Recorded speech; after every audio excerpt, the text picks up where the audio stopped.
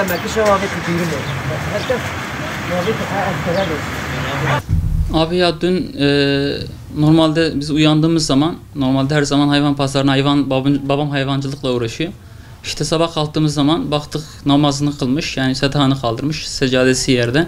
Kalktık kimsenin hani evden çıktığını görmedik. Aşağı yukarı biz de o zaman hani uyandığımız zaman saat 6:30 sıralarıydı. Ondan sonra herhalde hayvan pazarına gittik diye düşündük.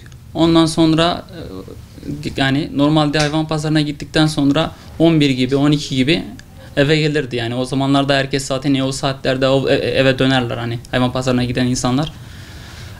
Sonrasında yani normal gelmesi gerektiğini düşünüyorduk da hani kesin gitmiştir diye düşündük. Hani çevredeki amca çocuklarına, amcalarımıza sorduk, komşularımıza sorduk. Hani gördünüz mü falan. Yok dediler. 2'ye doğru hani artık da kaygı seviyemiz daha da fazla arttı. Ondan sonra emniyetteki ilgili birimlere durumu izah ettik. Yani kayıp başvurusunda bulunduk. Emniyetteki ilgili birimlerden bize verilen bilgilere göre saat sabah 6:27'de evden çıkıp diğer düğün salonu, oradan da İskenderlerin karşısında 10 Nisan polis karakolu var. Orada durakta 6:33'e kadar yani 6 dakikalık bir süre zarfında oraya kadar gittiğini tespit etmişler. Halen bununla ilgili çalışmalar devam ediyor yani. Ya herhangi bir şey yok, aile içinde herhangi bir ruhsuzluk yok yani bir şey yok, düşmanı yok yani.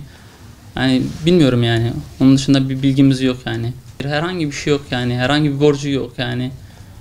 Yani sabah uyandı mı hayvanlarını dışarıya çıkarır. Hani satışını hani yapar, satar. Akşam oldu mu hayvanları içeriye tekrar katar. Yani böyle bir dışarıya gidip kahveye gidip oturacak biri değil yani. Dininde yani, aklı başında. Herhangi bir sağlık sorunu yok, kronik bir rahatsızlığı yok yani. Aile içinde yok yani. Hani 30 yaşına yakın yaşa girdim yani. Normalde hele böyle bir şeyle hiç karşılaşmıyorduk yani.